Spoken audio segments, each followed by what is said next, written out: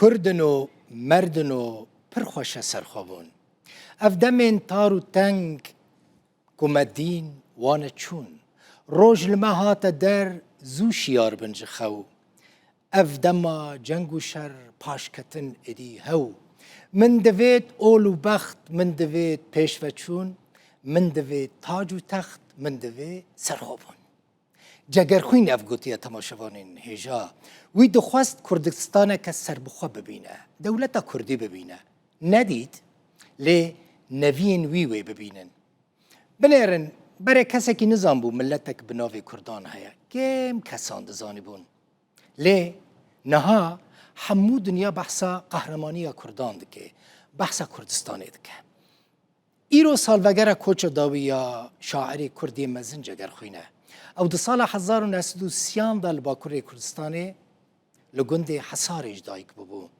روژا 22 ماه دهان 1984 لسوید لستوکولم کوچا داوی کرده بو هلبستوانه کی نافدار بو نشتمان پرور بو باندورا هلبستین وی یه نتوی نشتمانی لسران سری کردستانی چی بو آرام میدی اف این هاوس آماده کریه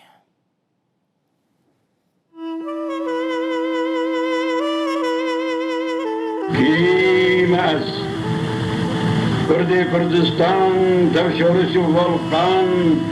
az tebdinametim agırım petim sorumuk atun agırga qabsun سیدا خودی هلبستا کیماز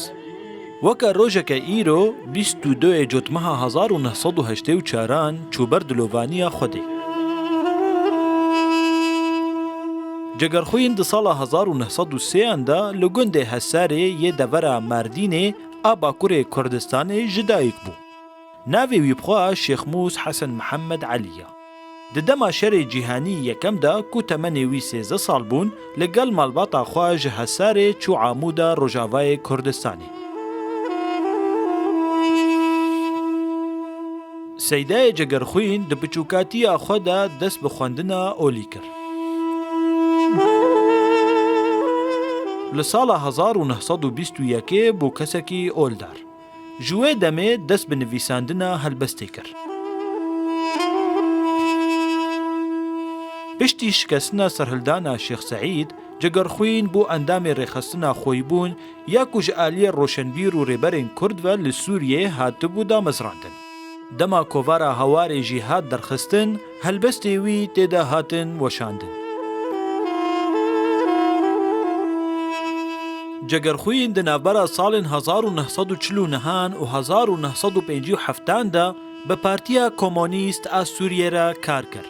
د سال 1957 دا وی رخصتنا آزادی دا مزراند. د همان ساله دا یکمین پارتیا کرد لسوریه ها دا مزراندن و جگرخوین د کمیته نوندی یا پارتیه دا بو.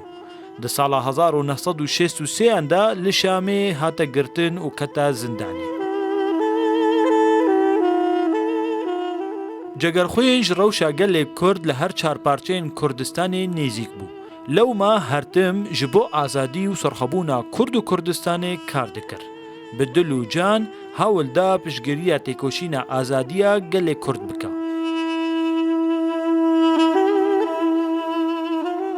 جگرخوین لولاتا کی دور لستوکولم آ سویدی جیانا خواهی دستا. لسر وصیت آوی فدراسیون کرد آل سوید جنازه آوی بو باجار قامشلوی روجاوای کردستان هاتا و گوهستن او د بخچه مال آوی دا به مراسیمه کی هاتا بخاک سپارتن.